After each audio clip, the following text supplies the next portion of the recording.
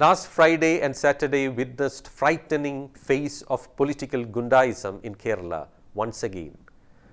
Two barbaric murders took place in Palakkad within a span of 24 hours. The police and mainstream politicians are trying to give a political color to this atrocity. They also show an enthusiasm to classify those killed as victims of political vendetta. Whatever be the politics of the deceased, one would wonder what kind of political hatred was filled in the minds of those who worked behind the scenes so as to brutally chop their enemies. Zubair, a Popular Front activist, was riding his bike with his father at around 1:30 p.m. on Friday when he was attacked and hacked to death by a group of assailants.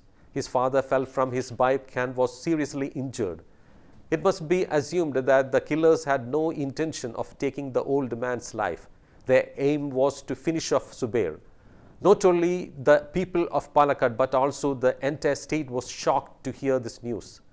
They had hardly recovered from this shock when Srinivasan, an RSS activist, was killed similarly at his own spare parts shop on Saturday afternoon. There were many people outside when the killers arrived on three two-wheeler bikes and returned in a hurry after committing the murder. The killer gangs had no hesitation in taking such heinous political revenge even in broad daylight.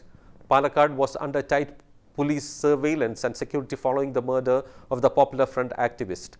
The murder of Srinivasan took place despite this. This 44-year-old had no any underworld link. In this murder, one can see the primitive practice of an eye for an eye revenge. The two murders in Alappuzha last December bear a striking resemblance to the Palakkad murders. According to police records, 53 political murders have taken place in different parts of Kerala in the last few years. 14 people lost their lives in the past 16 months. No one except the families of the deceased are the real sufferers.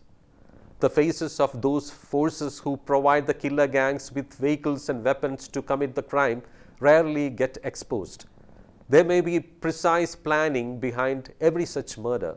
Such a catastrophe can be curtailed to some extent only if the real masterminds behind the social evil are caught and brutally punished. RSS activist Srinivasan was cruelly murdered while the police were expanding the security network and searching various parts of Palakkad for Zubair's killers. Naturally, there was strong criticism against the police force.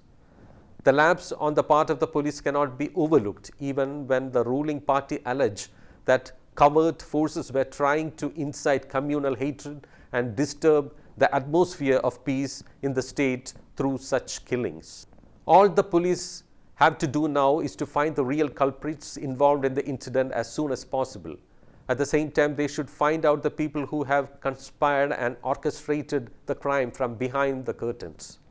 The authorities must let the police do their duty without any fear or external pressure. An independent and fair investigation should be completed as soon as possible and a charge sheet should be filed in court. The trial should be completed on time. Usually, the trial of such cases takes years to complete. Delays in these trials always go in favor of the accused. A search is on to find the culprits in connection with Srinivasan's murder, while 3 persons have been arrested in Zubair's murder case. The accused in Srinivasan's murder received ample time to flee despite the incident taking place in broad daylight. The accused managed to escape at a time when there are surveillance cameras and other facilities for the police all over the state. If the Chief Minister's declaration that those who have committed heinous acts that shook the human conscience will not be spared should come true, all the culprits involved in the incident should be punished. For this, a case investigation without any loophole besides efficient case management is necessary. The government should also consider strengthening the police intelligence system to prevent such atrocities. The authorities must take care not to create an atmosphere in which violent politics can thrive. There is no point in shedding crocodile tears after someone gets killed. Authorities must convince the people that those who commit such crime will get ruthlessly punished. In such cases, what we see from the part of the opposition is blame game, which will continue for some days after the incident. After that, it will slowly die down. What they ought to do is they should point out the lapses on the part of the government. They can criticize, but it should be a constructive criticism. Moreover, they should unequivocally support the government's efforts to suppress the destructive forces. After all, everyone wants peace of mind and a peaceful life.